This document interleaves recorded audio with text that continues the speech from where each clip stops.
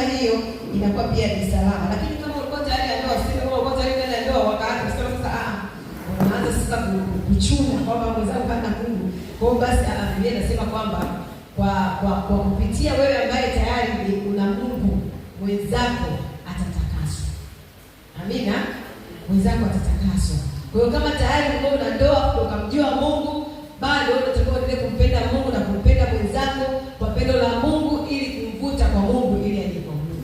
Lakini kama hujaingia kwenye mahusiano yote, asubuhi leo ninatukumbusha, angalia mahusiano utakayoingia kama yakiwa na mtu ambaye hana Mungu, asije kukutoa kwa Mungu. Amen. Yeah. Kitu cha pili ambacho tunajifunza kwamba viongozi wasio na hofu ya Mungu huwa wanaleta maumivu kwa watu. Tunaona Yoramu hakuwa na hofu ya Mungu, na tunaona kwamba ameleta maumivu kwa watu. Haikuwa kitu ambacho ni chema kwa ufalme wake. Mstari wa 4 anasema basi Yoramu alipoinuliwa juu ya ufalme wa babaye na kujitia nguvu, akawaua nduguze wote kwa upanga na baadhi ya wakuu wa Israeli pia. Hebu fikiria mtu anaua ndugu zake wa damu kwa upanga. Ameingiwa na pepo huyo. Si bure, hizi ni pepo, tena mapepo mengi. Ni yale majeshi ya pepo wabaya yamemvaa. Maana analala na shetani. Amina mtu wa Mungu. Yaani ni hatari. Ni hatari ndio. Sasa huyu kiongozi huyu asiye na hofu ya Mungu anaweza kufanya vitu vya ajabu sana. Ndio maana kama kuna vitu tunataka tuombee kila siku, ni kuombea taifa, kuombea viongozi wetu wa ngazi ya taifa, ngazi zote, lakini pia kuombea viongozi wa kanisa, kuombea viongozi kwa ujumla, kuombea viongozi wa familia, ngazi zote. Maana Biblia imetuagiza kwamba tuheshimu mamlaka zote za mbinguni na za duniani. Amina. Kwa mamlaka zote huwa zina mustakabali fulani kwenye maisha yetu. Huwa zinaamua kwa namna moja au nyingine nini kiendelee kwenye maisha yetu. Amina. Zikifanya maamuzi mabaya, kwa namna moja au nyingine tunakuwa affected, tunaathirika. Amina. Kwa hiyo tunapaswa kuombea viongozi kila itwapo leo. Tuombee viongozi. Unaombea waliopo sasa na unaokuja baadaye. Lakini na wewe pia kama Mungu anakupa karama, unaona nafasi ya uongozi, nenda kachukua, maana wewe mwenye haki kitawala watu furahi. Amina mtu wa Mungu. Yeah. Kwa hiyo tunaona kwamba kiongozi asipokuwa na hofu huwa analeta maumivu kwa watu. Imagine hizi jamii zingine kwa kiasi gani? Kama mfalme anaua ndugu zake wote, anaua baadhi ya watu wengine pia ambao wako katika ufalme wake. Unaona namna ambavyo kiongozi anaweza kufanya vitu vibaya. Na mtu akiwa anatembea pia katika hofu, inaweza ikazaa ukatili. Inaweza ikazaa ukatili, kama ukatili aliokuwa nao Yoramu, lakini pia vitu kama wivu, tamaa vinaweza kuharibu familia na kuharibu huduma. Utasoma neno la Mungu katika Mithali 29:2. Mithali 29:2 nasema wenye haki wakitawala watu furahi. Lakini pia Yakobo 3:16 Biblia inasema palipo wivu na ubinafsi ndipo palipo machafuko. Asubuhi ya leo tunakumbushwa kwamba kama kiongozi tumie mamlaka yako kujenga na si kubomoa. Yoramu alichokuwa anakifanya ni kubomoa, kuua watu, kuonea watu, kufanya maamuzi ambayo hayaendi sawa na neno la Mungu. Alikuwa anafanya vitu ambavyo ni kubomoa na si kujenga. Lakini pia ondoa kila roho za ushindani na wivu. Amina. Jambo lingine tunajifunza kwamba dhambi ya kiongozi huwa inaathiri taifa lote. Dhambi ya kiongozi huwa inaathiri taifa lote. Katika mstari ule wa 11, mstari wa 11 unasema tena ndiye aliyefanya mahali pa juu milimani pa Yuda na kuwaendesha katika uasherati wenyeji wa Yerusalemu na kuwakosesha Yuda. Huyu mfalme Yoramu akafanya mahali pa juu pa milimani pa Yuda. Lakini hapo mahali pa juu palikuwa sio mahali pa juu pa kufanya ibada kwa ajili ya Mungu wa kweli. Ilikuwa ni mahali pa kufanya ibada za miungu mingine. Lakini pia aliwaendesha watu walikuwa kiongoza, aliwaendesha katika uasherati. Akawa anatembea katika uovu. Akawa anatembea katika kutokumpendeza Mungu. Na mwisho wa siku matokeo yake hayakuwa vizuri. Dhambi ya kiongozi huwa inaathiri taifa. Tunapokuwa tumepewa nafasi kama viongozi, tuangalie kwa sababu kinachoendelea kwa kiongozi pia wakati mwingine kinaambukiza kwa wale wanaoongozwa. Amina. No wonder unaona katika katika uongozi wa familia kwa mfano. Unaweza ukawa kiongozi wa familia mkubwa ni baba. Ndio kiongozi wa familia. familia, ndio kichwa cha familia. So mwenendo wa baba unaweza ukashangaa tunaambukiza watoto na hata sijui namna gani, alafu baadaye anakuja naye anashangaa wakikuwa wakubwa, sasa huyu mtoto amekwaje? Huyu mtoto mbona anafanya vile? Lakini yale nao afanya wote yale ambao baba alikuwa akifanya wakati wale wakiwa wadogo. Kumbe wana imitate, wanaambukizwa, wanaathirika na matendo na maamuzi na kila kitu kinachoendelea katika maisha yao ya kila siku. Sababu watoto wanafanya na wanaambukizwa kwa kuona kinachokiona kinaendelea, ndicho hicho ambacho kinaingia ndani yao, kinajenga misingi bila kujua, unconsciously. Yaani bila hata fikra zao kujua, hata wewe bila kuambia. Kuna vitu wanajenga. Wakiona baba na mama huwa wanaomba pamoja, vinaoingia ndani. Wakiona tunaomba pamoja kama familia, vinaoingia ndani. Wakiona sisi maisha yetu yalikuwa ni ibada kila siku, hata siku wakiwa wako peke yao katika maisha yao, watakuta tu kwamba wao na kanisa hawachezi mbali. Kwa nini? Kwa sababu ni vitu vilivyoingia katika maisha yao bila hata kujua. Wameona kwa matendo, wameona maisha ya wazazi wao jinsi yalivyo.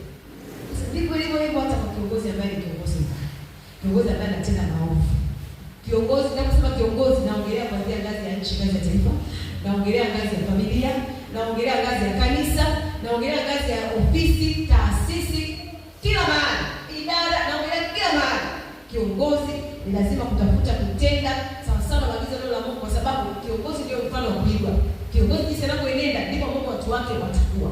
Amina, mtu wa Mungu. Ndivyo Mungu watu wake watakuwa.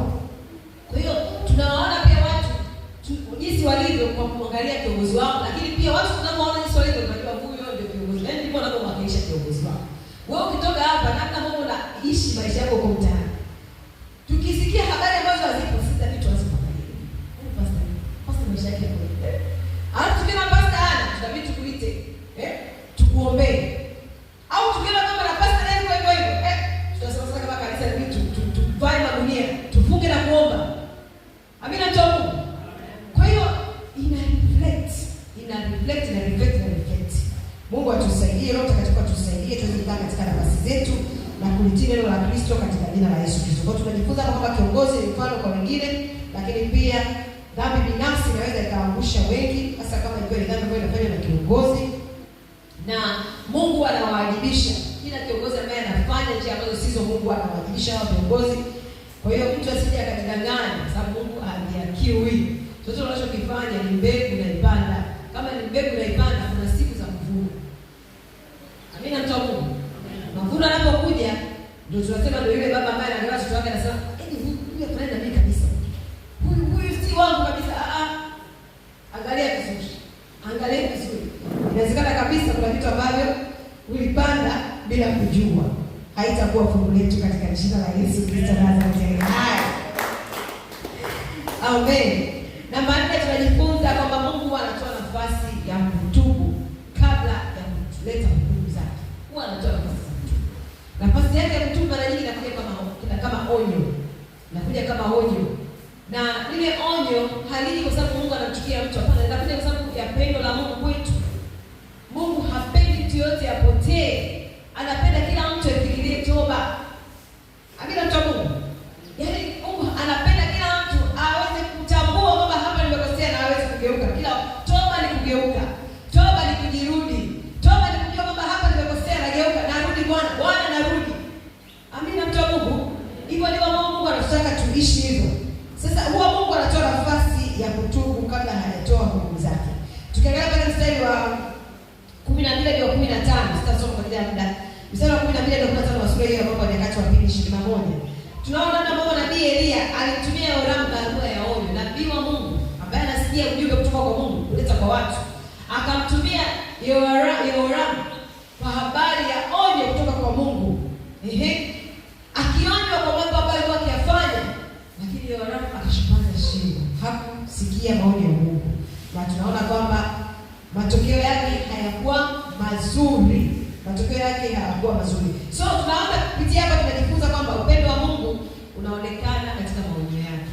Utajua Mungu anakupenda pale Mungu anapokukemea kupitia neno lake, kupitia mtumishi wake, kupitia kiongozi wako idara. Hapo ndipo ambapo unaona kwamba Mungu anakupenda.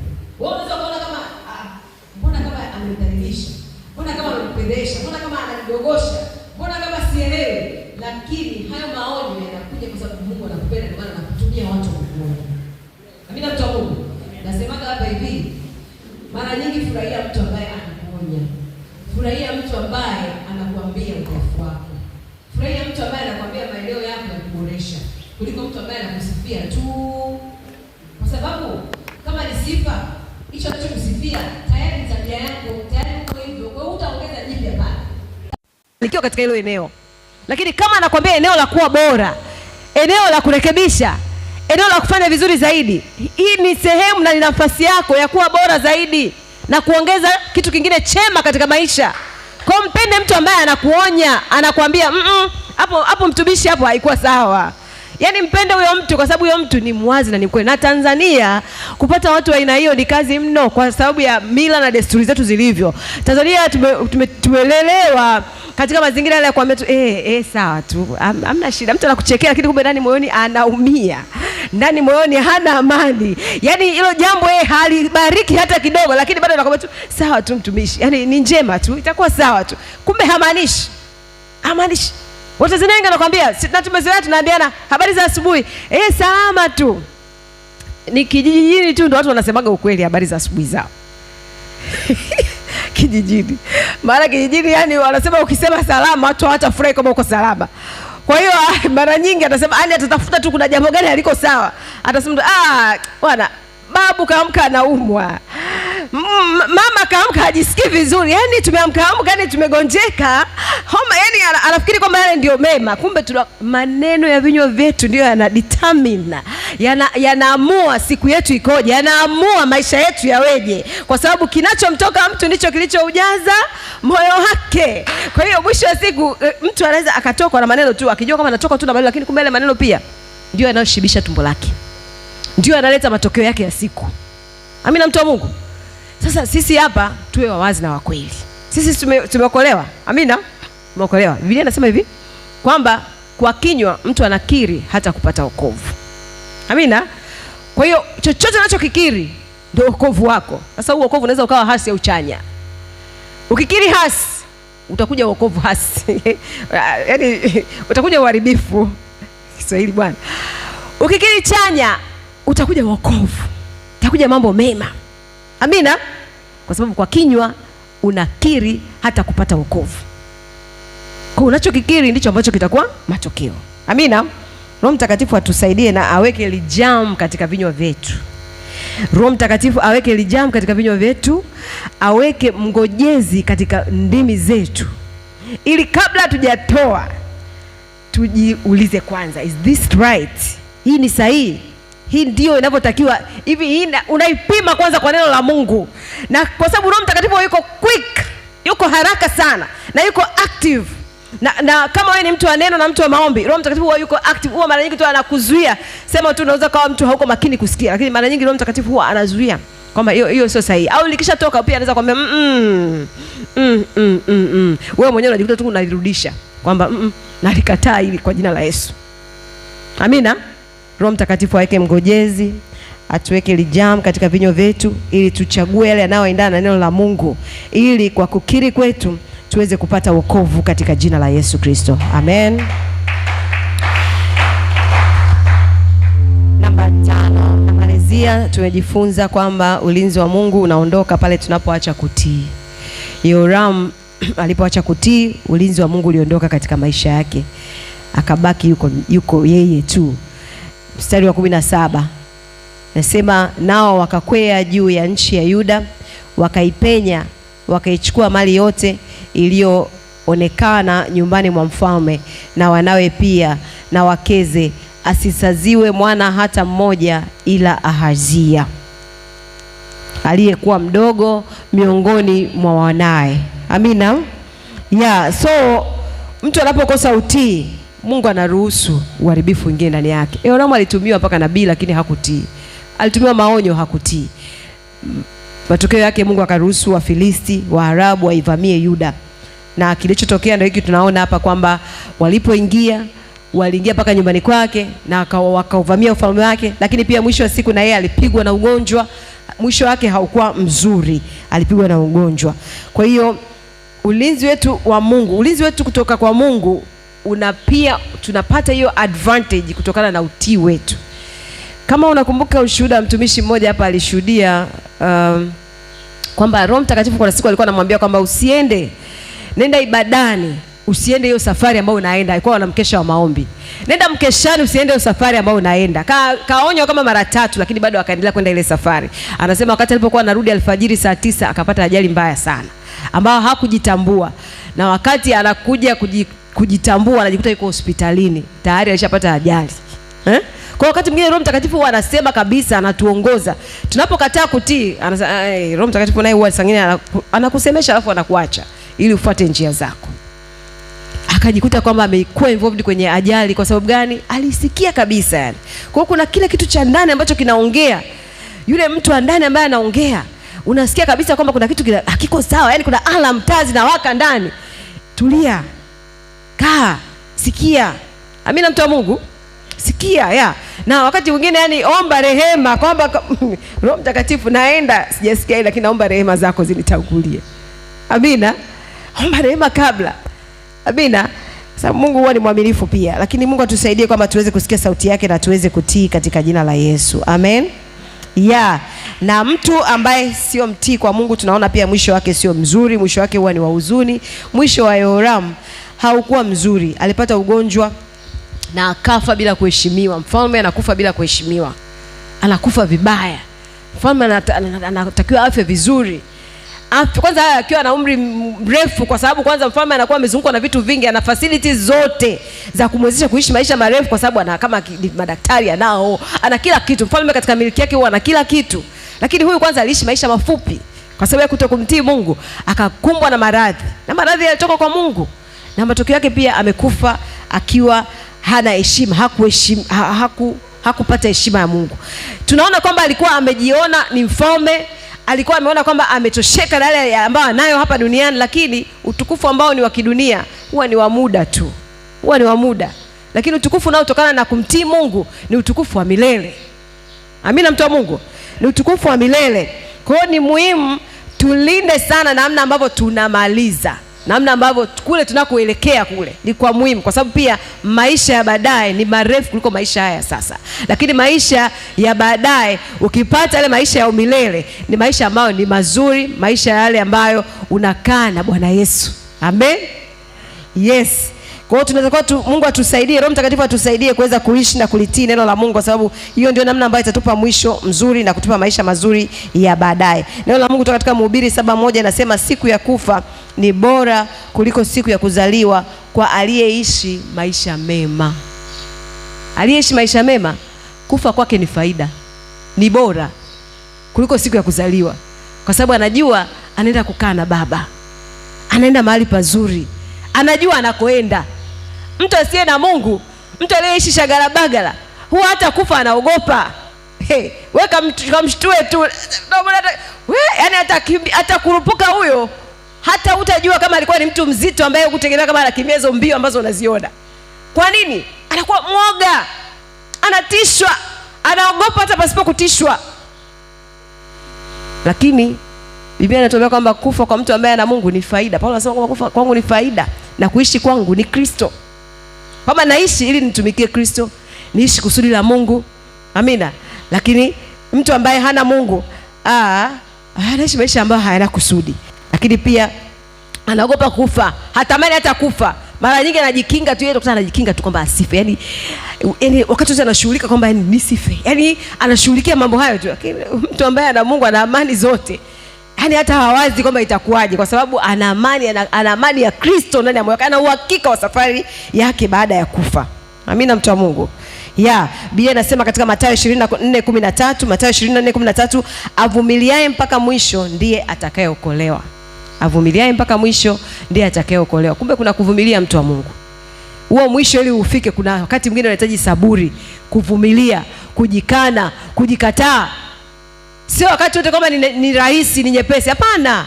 Maisha ya imani ni mazuri na ni maisha ya faida sana, lakini kuna kazi ya kufanya. Iko kazi ya kufanya. Nidhamu za kiroho kuzifanya sio kitu kirahisi, sio kitu chepesi.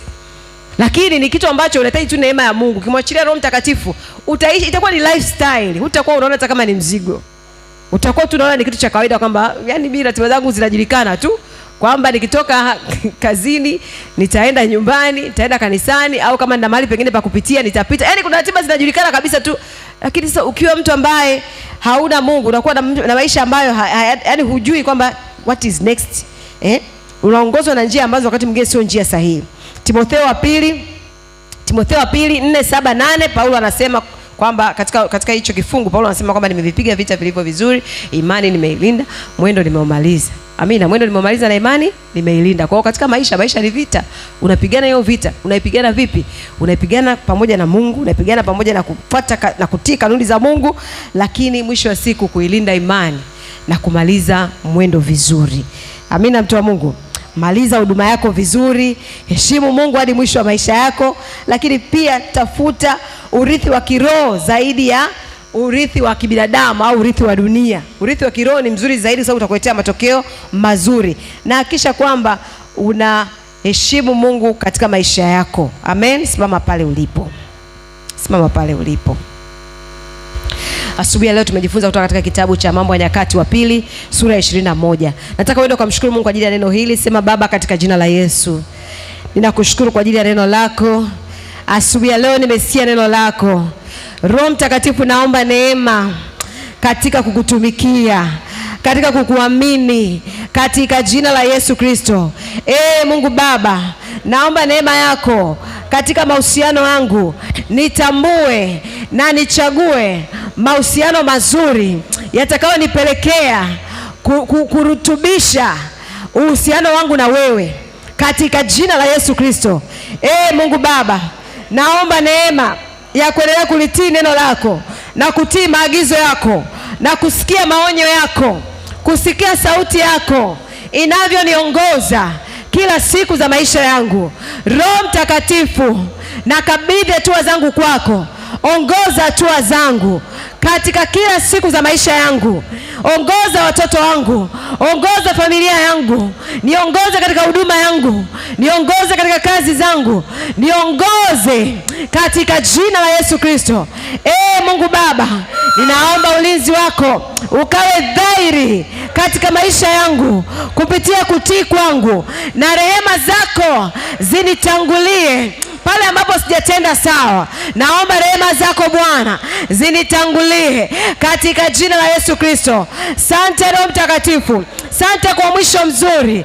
Nitamaliza vizuri, sitaishia njiani. Nitailinda imani hii, mwendo nitaumaliza, vita yote nitaishinda, kwa kuwa Mungu uko upande wangu, nami ninashinda na zaidi ya kushinda katika jina la Yesu Kristo. Asante Roho Mtakatifu. Shangilia Roho Mtakatifu, itakuwa kama tulivyoomba katika jina la Yesu Kristo. Shangilia Roho Mtakatifu anapokuja kiongozi wa ibada. Amen. Makofi kwa kiongozi wa ibada.